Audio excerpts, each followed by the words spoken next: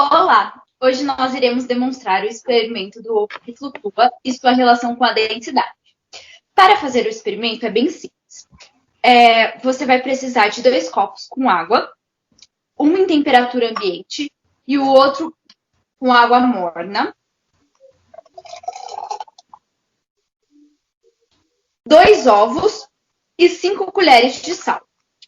No copo com água em temperatura ambiente, você vai colocar o ovo e você vai poder observar que o ovo afunda. Isso é normal. Caso o ovo não afunde, isso significa que o ovo está podre. E agora, no copo com água morna, você vai colocar 5 colheres de sal.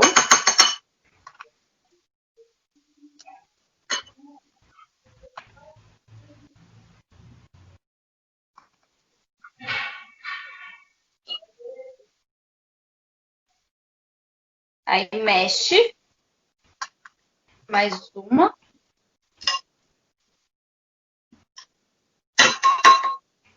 E vai colocar o ovo. Nesse experimento, você pode ver que o ovo não afundou, ele flutua.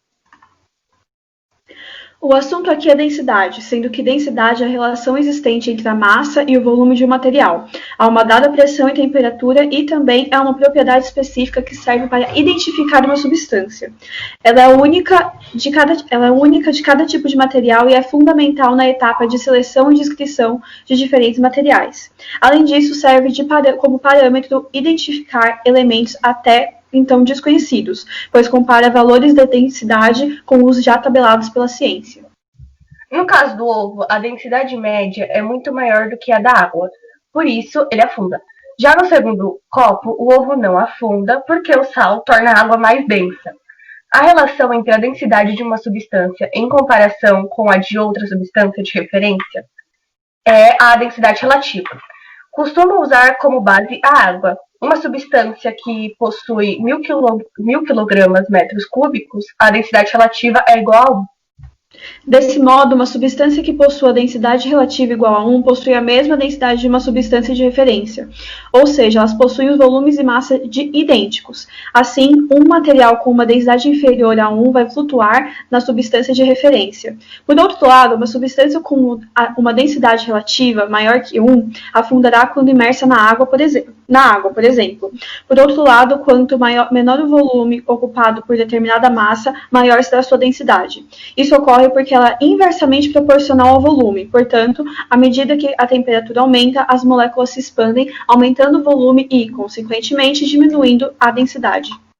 O mesmo acontece no Mar Morto, que é um mar de água extremamente salgada, localizado no Oriente Médio, mais precisamente na divisa dos territórios de Israel, Palestina e Jordânia. O nível de sal nas águas do Mar Morto encontra-se próximo aos 35%, sendo muito superior à média dos outros mares e oceanos, que costumam ter um grau de salinidade em torno de 5%. Isso ocorre porque ele é um mar fechado, ou seja, cercado de terra por todos os lados, de uma forma que sua única fonte de abastecimento é o Rio Jordão. Como a região é muito quente, a água evapora, mas os minerais não, o que contribui para a elevada quantidade de sal. Além disso, o Mar Morto é conhecido por ser um rio onde não é possível afundar. Também em função da sua quantidade de sal, o seu corpo d'água é muito denso, muito mais do que o corpo de qualquer ser vivo. A grande quantidade de minerais também contribui para os seus benefícios medicinais, o que aumenta o número de turistas que se banham no mar à procura de melhora esteticamente a pele ou até de se curarem de doenças dermatológicas.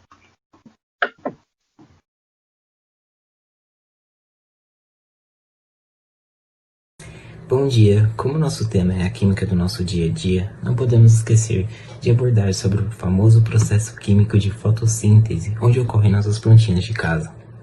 Eu me chamo Gustavo e espero que vocês gostem da nossa apresentação pelo grupo composto por Alan, Gabriel e Elias. A fotossíntese é um processo pelo qual é realizado por organismos denominados fotossintetizantes, como plantas e algas, no qual ocorre o processo de conversão de energia solar em energia química para a síntese de compostos orgânicos, sendo a principal responsável pela entrada de energia na biosfera. A fotossíntese tem sua importância baseada em 3 etapas diferentes, sendo promover a captura de gás carbônico, ela renova o nosso oxigênio, e ela conduz o fluxo de energia e matéria no ecossistema. Uma observação muito legal sobre a fotossíntese foi a equação geral, sendo 12H2O mais 6CO2, reagentes são 6O2 mais glicose mais 6H2O. Muito bem, eu me chamo Alan e eu vou continuar um pouquinho da nossa apresentação. Nas células, a fotossíntese ocorre em organelas chamadas de cloroplastos, a qual contém pigmentos responsáveis pela absorção de energia luminosa. O pigmento fotossintetizante mais conhecido é a clorofila, mas alguns organismos utilizam carotenoides e ficobilinas. As membranas internas do cloroplasto, chamadas de tilacoides, contêm complexos chamados fotossistemas.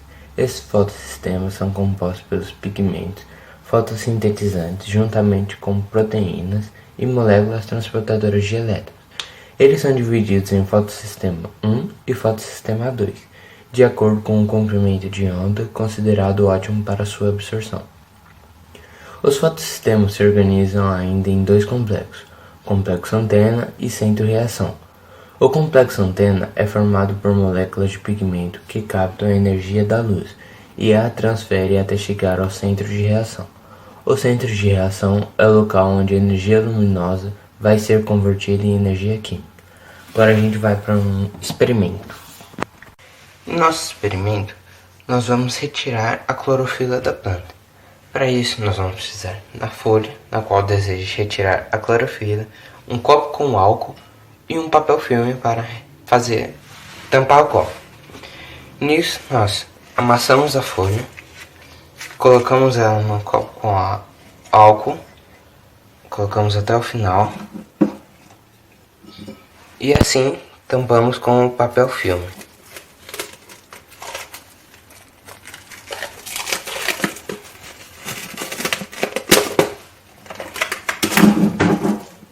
Cuidado para não cair.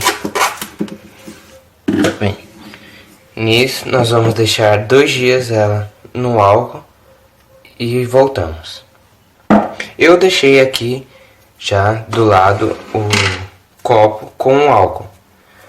Nós podemos ver aqui, ó, retirar o papel filme. Nós podemos ver que nesse potinho, né, que eu peguei um potinho branco para facilitar a visão, que o álcool ele retirou todo o verde da planta. Ele só não retirou mais porque não tinha, ó, eu coloquei muita folha para pouco álcool, mas o verde ainda acabou retirando. Nossa planta está bem mais clara do que estava antes quando eu coloquei no copo, e a gente pode ver o verde da folha, a clorofila, no álcool. É isso. Fala sobre a fase luminosa, quebra da água e liberação de oxigênio. O processo de fotossíntese é dividido em 2 etapas, na fase clara e escura. Na fase clara, que ocorre nos tilacoides dos cloroplastos, ocorre a captação de energia luminosa e esta é utilizada na produção de moléculas de ATP e na redução de moléculas de NADP+. A redução ocorrerá com a utilização proveniente da fotólise da água. Esse processo dará origem ao NADPH, que será utilizado nas reações de fixação do carbono, fornecendo energia. A energia luminosa é absorvida por uma molécula de pigmento no complexo antena e transferida para outra molécula de pigmento, e assim sucessivamente até atingir o centro de reação, no qual se encontram um par de moléculas de clorofila e associado proteínas específicas. O aceptor final dos elétrons é uma proteína chamada ferredoxina, que irá transferir os elétrons para NADP+, reduzindo os NADPH+. O processo de fotólise da água liberará prótons que serão bombardeados para o lúmen da tilacoide, estimulando a síntese de ATP.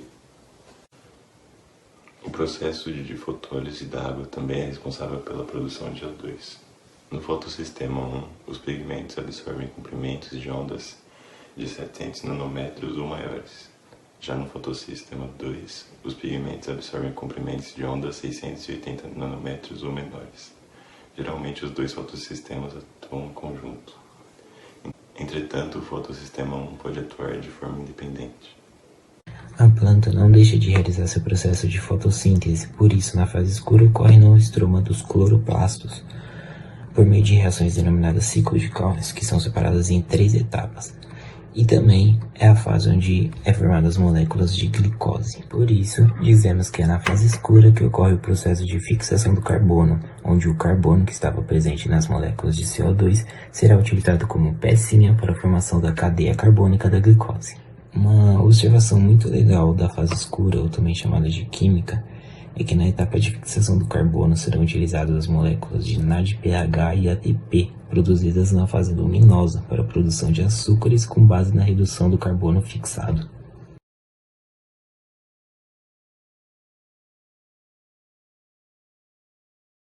Olá, somos alunos do Colégio Lima Guimarães, do 3º ano. Iremos praticar um projeto que pode ser mesmo colocado em prática até na sua casa. É um projeto educacional que consiste numa pilha de batata. Matéria de pilhas em química. Esse projeto vai tanto da parte prática quanto da parte teórica, sendo a parte prática executada por mim, Maria Eduarda Barbosa, e a parte teórica e explicativa sendo explicada pela Júlia Tomé e pela Mariana Oliveira. Então venha conosco aprender mais sobre essa matéria intitulada de pilhas em química. O que é uma pilha?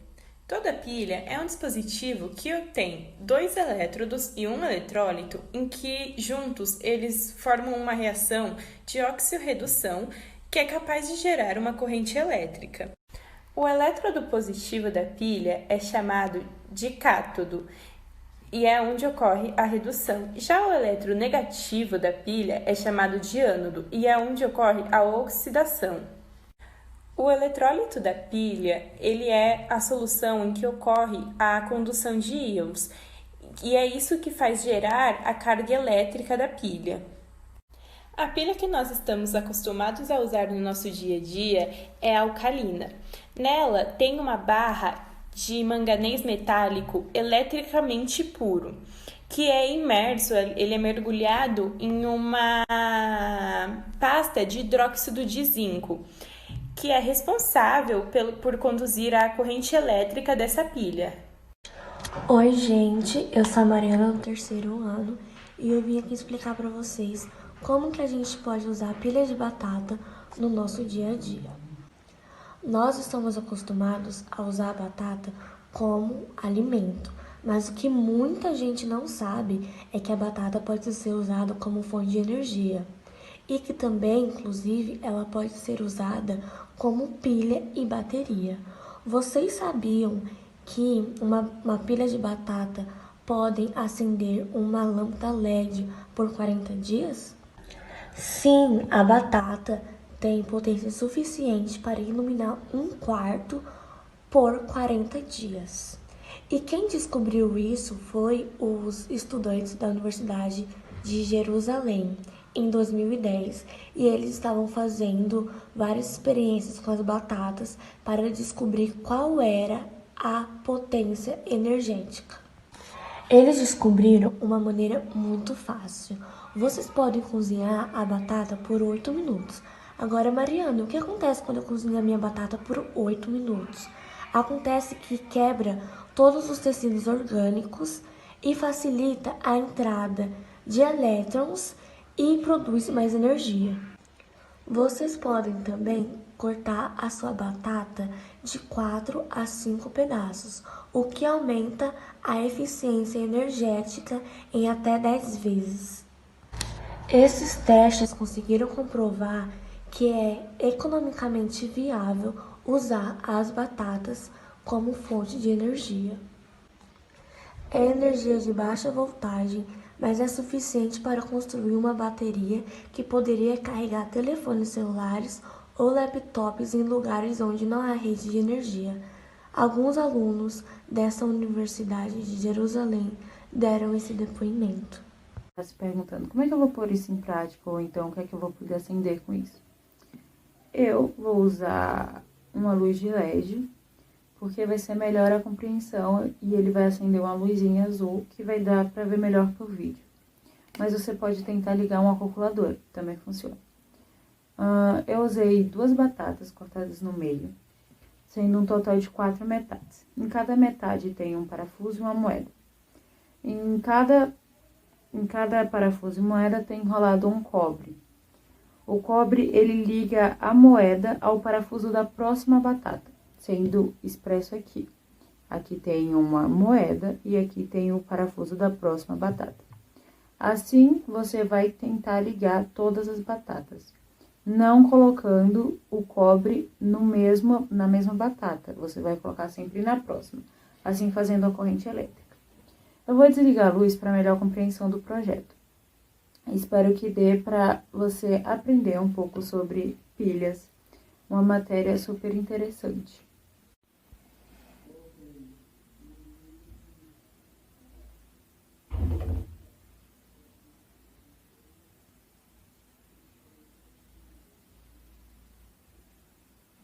Agora eu vou apagar a luz completamente.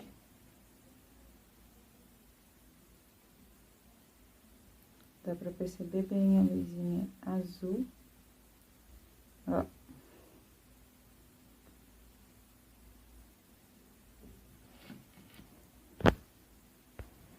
É super legal esse experimento pra você fazer em casa com sua família. Eles vão achar super incrível. Eu mesma adorei ver a luzinha ligando, achei assim fantástico. Você só tem que se lembrar de colocar nos polos certos, porque às vezes ele não vai ligar de primeira porque tá no polo errado. Então, se você trocar de lado, ele acenda.